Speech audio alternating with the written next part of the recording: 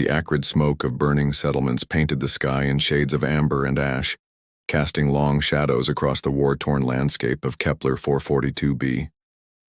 Kira pressed her children closer to her chest as she stumbled through the rubble-strewn streets, her pale blue skin stark against the orange glow of distant fires. Her red, wavy hair, once lustrous and proud, now hung in matted tangles around her gaunt face. "Mama, I'm hungry," whispered Finn, her 4-year-old son, his small voice barely audible above the distant rumble of artillery. His sister Senna, only 2, had stopped crying hours ago. A silence that worried Kira more than any tears ever could. "I know, little star," Kira murmured in her native tongue, her voice hoarse from days without proper water. "Mama will find something soon." But she had been saying that for 3 days now. The human colony of New Meridian had once been a thriving settlement, where her people and humans coexisted in careful peace. Now it was a graveyard of shattered dreams and broken promises. The war between the colonial factions had swept through like a plague, leaving refugees of both species scrambling for survival among the ruins. Kira approached another checkpoint, this one manned by 3 human soldiers whose clean uniforms marked them as part of the better-supplied northern faction. She had learned to read their expressions quickly, the way their eyes hardened when they saw her alien features, the unconscious step backward, the hand moving closer to their weapons. "Please," she said in carefully practiced English, holding out her trembling hand. "My children, they need food. I can work, I can clean, I can—" "Move along, Blueskin," the lead soldier spat, not even looking at her children. "We don't have supplies to waste on strays." The second soldier laughed, a harsh sound that made Kira flinch. What's she gonna do anyway? These aliens are useless, can't even fight their own battles. Kira's face burned with shame, but she forced herself to remain calm.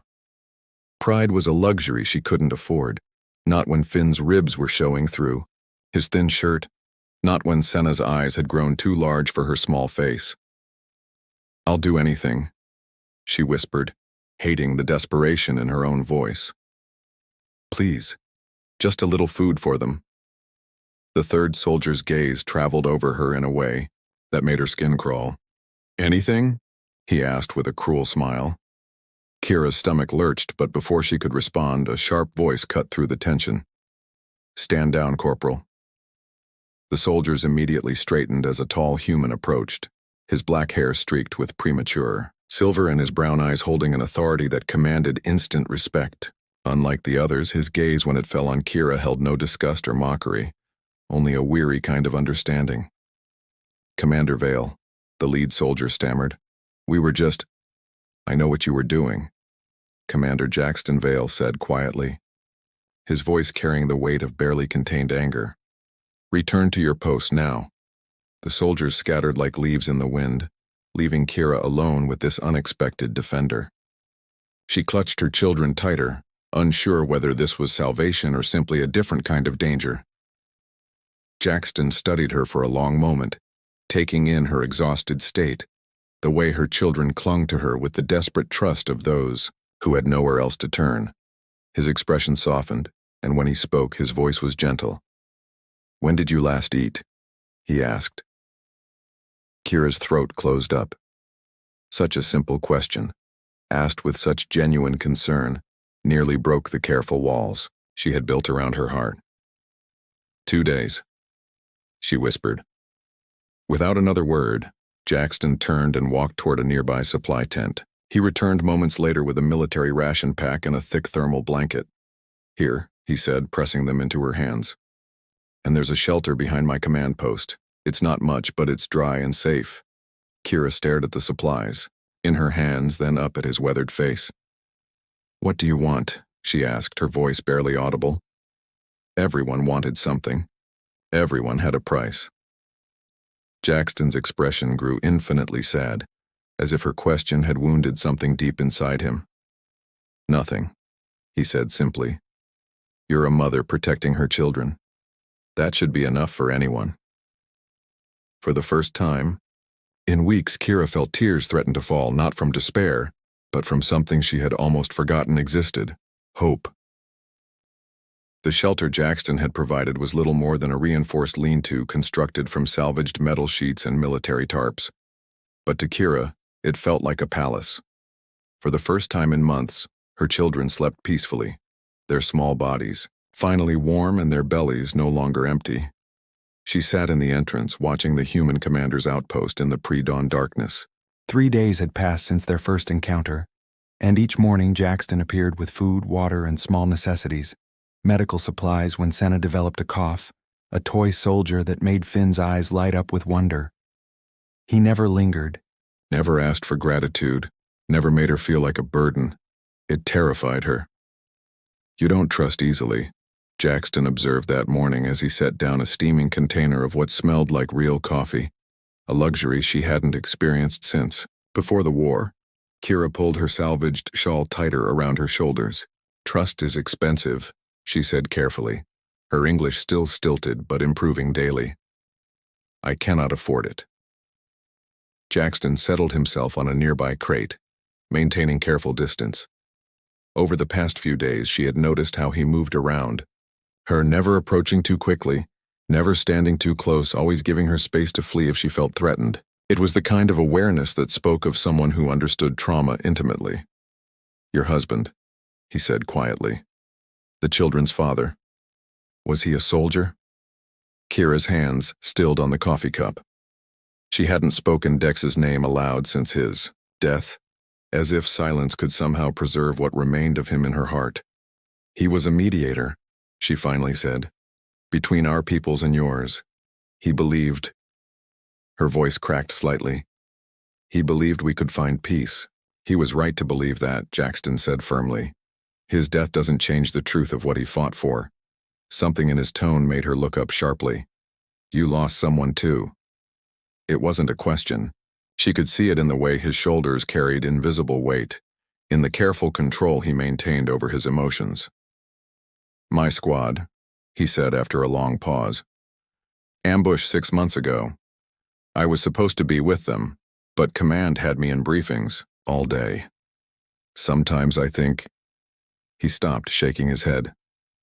"Sometimes survival feels like punishment." They sat in comfortable silence, two damaged souls recognizing their shared wounds. Finn emerged from the shelter then, rubbing sleep from his large amber eyes, and the moment shifted back to the present. "Commander Jax," Finn called out, using the name he had assigned to Jackson despite Kira's attempts at proper courtesy. "To her surprise, Jackson's face transformed with genuine warmth. "Morning, little warrior," Jackson said, producing a small wooden top from his pocket. "Want to learn a human game?" As Kira watched her son laugh for the first time in months, spinning the top with clumsy enthusiasm, while Jackson patiently demonstrated the technique, something tight in her chest began to loosen. When Senna toddled out to join them, still shy, but drawn by her brother's laughter, Jackson's patience never wavered. "In my culture," Kira found herself saying, "we have a saying, 'The heart that shelters children shelters hope itself.'" Jackson looked up from where he was helping Senna balance the spinning top. "Your people are wise. Not wise enough to prevent this war," Kira said bitterly. "Wisdom doesn't always prevent tragedy," he replied gently. "Sometimes it just helps us endure it." That afternoon, against every instinct that screamed for her to remain invisible, Kira began helping around the outpost. Small things at first, organizing supply crates, mending torn equipment covers, preparing simple meals from their rations. Jackson protested that she didn't need to work for her shelter, but she persisted. "I am not charity," she told him firmly. "I am not broken thing you fix." The flash of respect in his eyes told her he understood exactly what she meant. As evening approached, they found themselves working side by side, repairing a damaged communication array. Their hands brushed as they reached for the same tool, and Kira felt an unexpected jolt of awareness. She pulled back quickly, but not before catching the way Jackson's breath hitched slightly. "Kira," he said softly, and hearing her name in his deep voice sent warmth spreading through her chest. "You know you're safe here, right? Not just you, but the children too. As long as I'm breathing, no one will hurt you."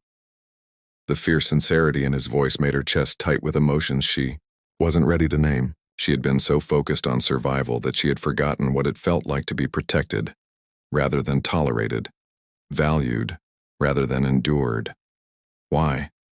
she whispered. "Why do you care what happens to us?"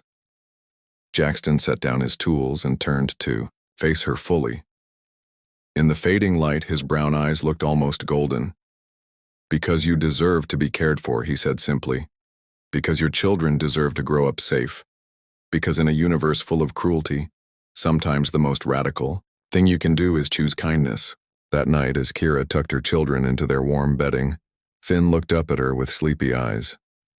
"Mama, are we going to stay here?" he asked in their native language. Kira smoothed his red hair, so like her own, and felt something she hadn't dared to acknowledge taking root in her heart. "I don't know, little star," she whispered back. "But for tonight, we're safe." For the first time since Dex's death, that felt like enough. 3 weeks had transformed the small corner of New Meridian into something resembling home. Kira found herself waking each morning with anticipation rather than dread, knowing that Jackson would appear with his quiet smile and gentle questions about how she and the children had slept. The other soldiers had grown accustomed to her presence, though she still caught some staring when they thought she wasn't looking. Most had simply accepted that Commander Vale's word was law, and if he said the alien woman and her children were under his protection, then that was the end of it. "Your technique is improving," Jackson observed as Kira efficiently spliced together damaged power cables. They were working to restore full lighting to the command post, a task that had become their shared morning ritual. "Dex taught me basic engineering," she explained, her husband's name coming easier now. "He said useful knowledge was never wasted." Jackson paused in his work. "Tell me about him, if you want to." Kira considered the request. A month ago, the suggestion would have felt like having her heart torn from her chest. Now, with her hand steady and her children's laughter echoing from where they played nearby, it felt like honoring a memory, rather than reopening a wound. "He was stubborn," she said with a small smile. "Impossibly stubborn. When the first human settlements arrived on our moon, everyone said there would be war. But Dex..." She shook her head, remembering. "He learned your language in 6 months, insisted on attending every diplomatic meeting even when the elders said it was hopeless." "Sounds like someone I would have liked," Jackson said softly. "You would have argued constantly," Kira replied, and they both laughed. He had opinions about everything: military strategy, farming techniques, the proper way to prepare kava root. Her voice grew tender. "The proper way to braid wedding ribbons in a wife's hair." She touched her red waves self-consciously. She had stopped braiding the traditional marriage cords months ago, when hope of ever feeling beautiful again had seemed like a cruel joke. "He was wrong about that last one," Jackson said quietly. Kira looked up, startled. "What?" "Your hair," he clarified, a faint flush coloring his cheeks. "It's beautiful just as it is." The compliment hit her like a physical force, warming places. In her heart she had thought permanently frozen. Before she could respond, Finn came running over, his small hands dirty from helping repair the outer fence. "Mama, Commander Jack showed me how to tie knots like a real soldier," he announced proudly, displaying a complex series of loops and twists. "Very impressive, little warrior," Kira said, ruffling his hair. "But perhaps you should wash before lunch." As Finn scampered away, Senna toddled over and climbed directly into Jackson's lap with the casual trust of a child who had never known him to be anything but gentle. He settled her easily, continuing to work one-handed while she played with the spare buttons on his uniform. "She thinks you're her father," Kira said softly, watching her daughter trace patterns on Jackson's chest. Something flickered across his expression. Pain, longing, hope. Would that be a problem? The question hung between them, heavy, with implications neither was quite ready to voice. Kira felt her pulse quicken as she realized they were approaching territory far more dangerous than damaged circuits and supply shortages. "I don't know," she whispered honestly. That evening, a sudden storm struck the colony with vicious intensity, The wind howled through the settlement like a living thing, and rain pounded against their shelter with enough force to make the metal walls sing. Senna woke crying, frightened by the noise, and even Finn pressed close to his mother's side. Sharp crack overhead made them all look up, just as a section of the roof began to buckle. "Everyone out!" Jackson's voice cut through the storm as he burst into their shelter, already soaked from the rain. Without hesitation, he scooped up Senna while Kira grabbed Finn, and they all ran for the command post. Inside Jackson's private quarters, they huddled together while the storm raged outside. The space was Spartan, but warm, dominated by a narrow, military cot and a desk covered with tactical reports. Kira noticed a small framed photo tucked among the papers.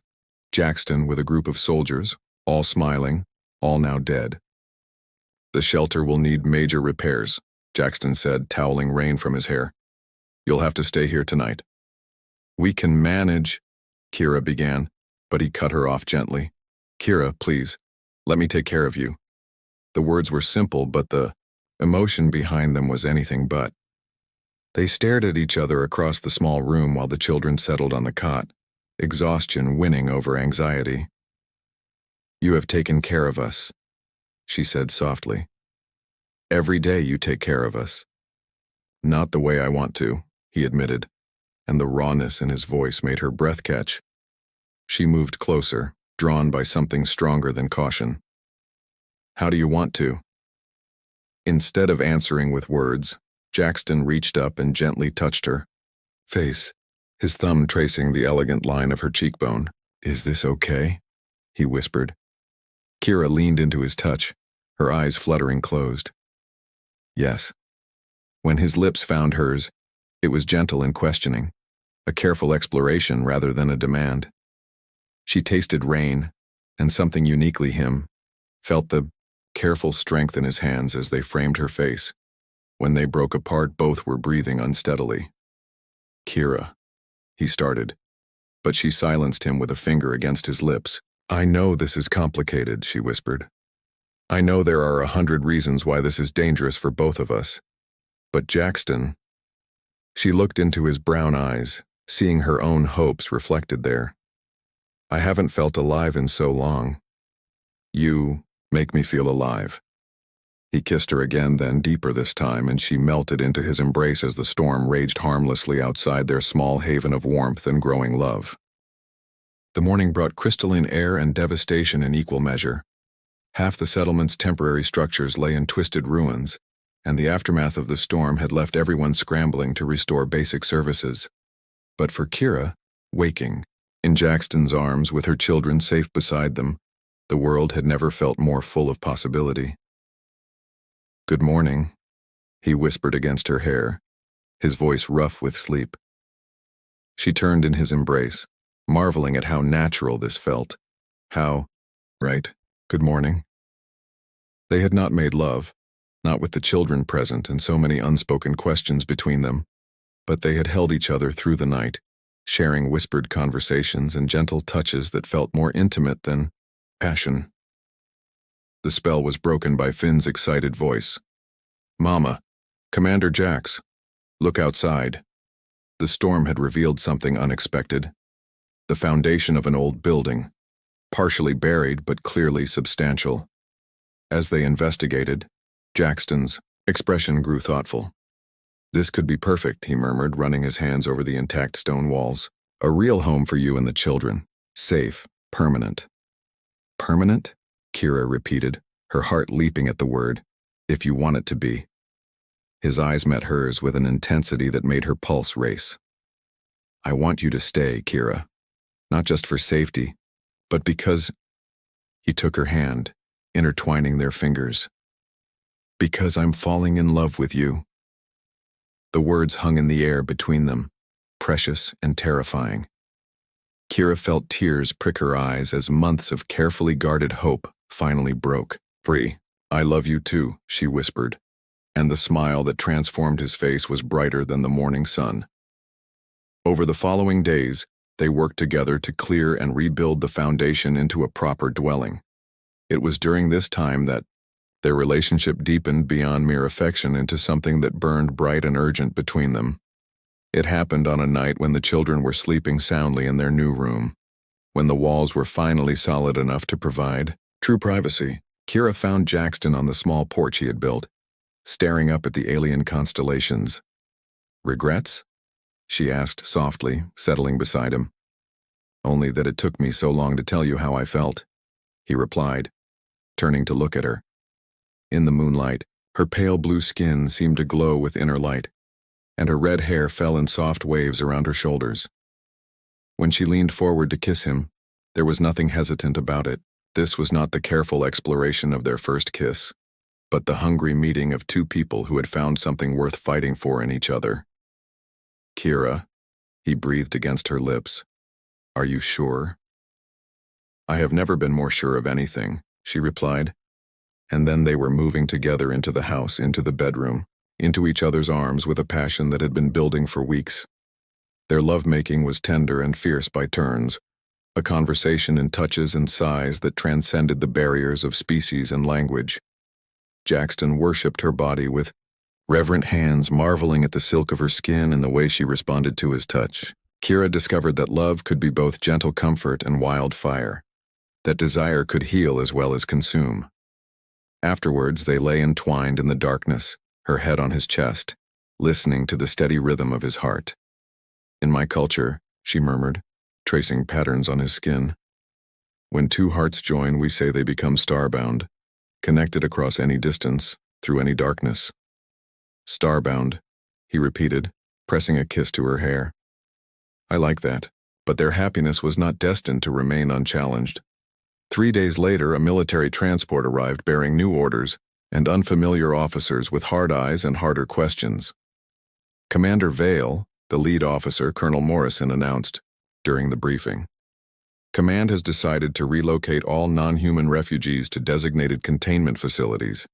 For security purposes." Kira, who had been organizing supply inventories nearby, went very still. "Containment facilities?"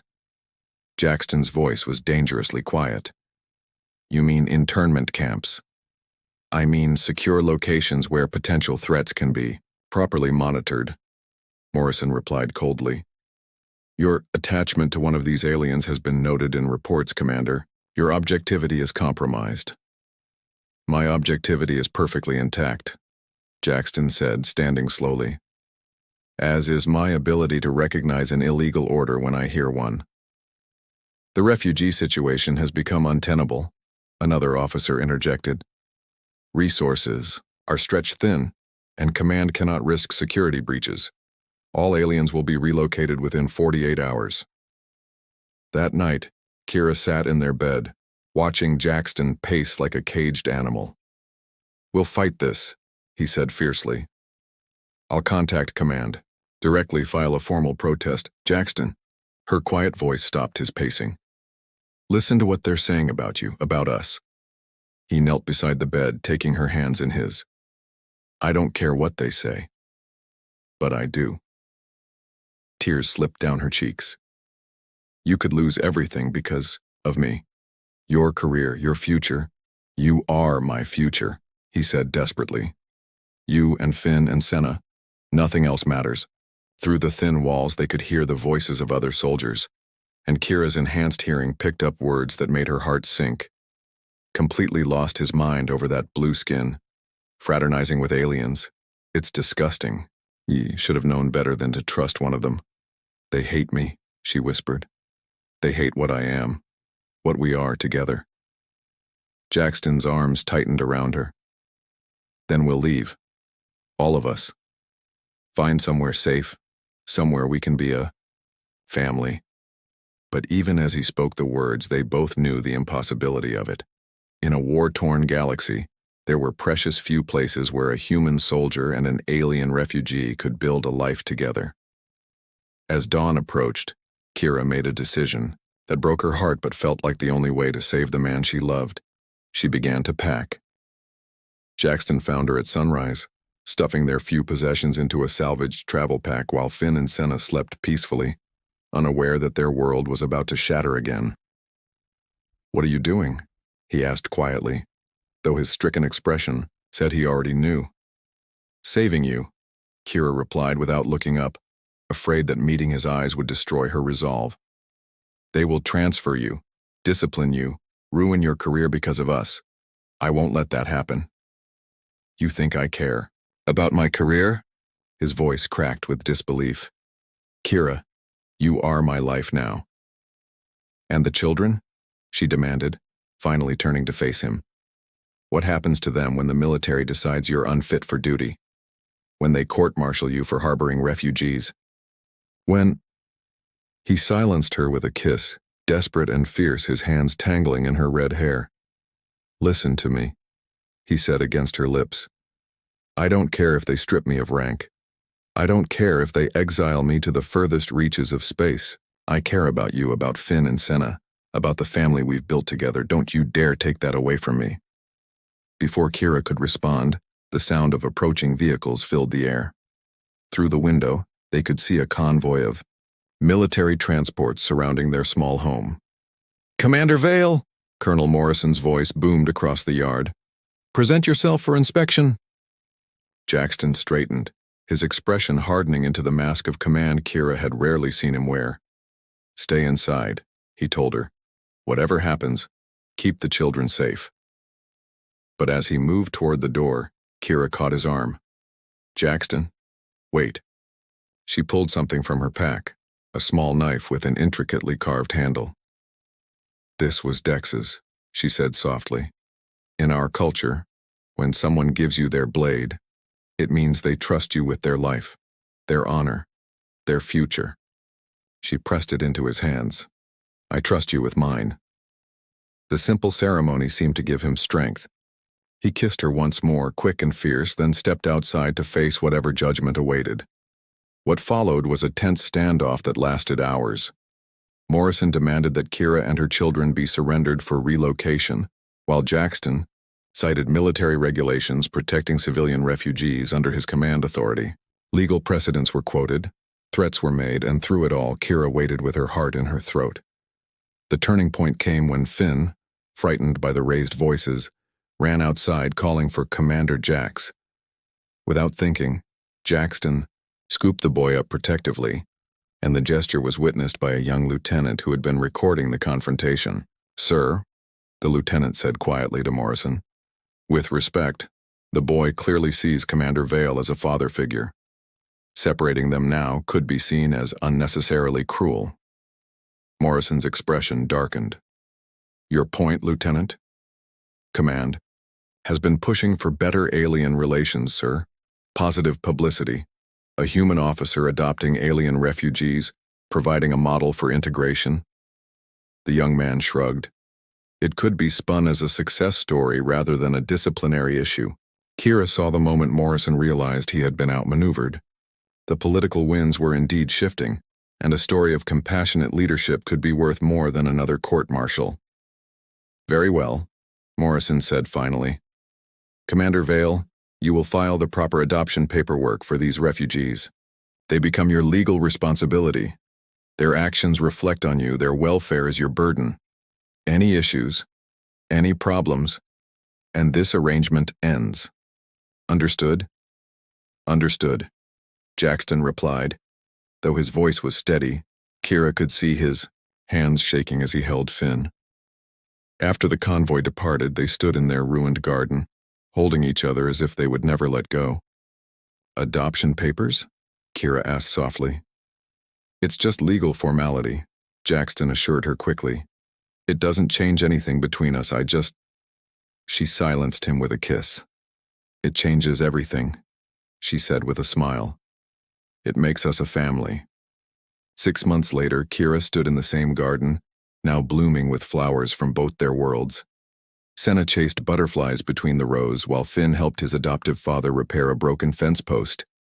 The little boy chattered constantly, in a mixture of English and his native tongue, teaching Jackson words for things like family and forever and home. Regrets? Jackson asked that evening as they sat on their porch watching the children play. Kira considered the question seriously.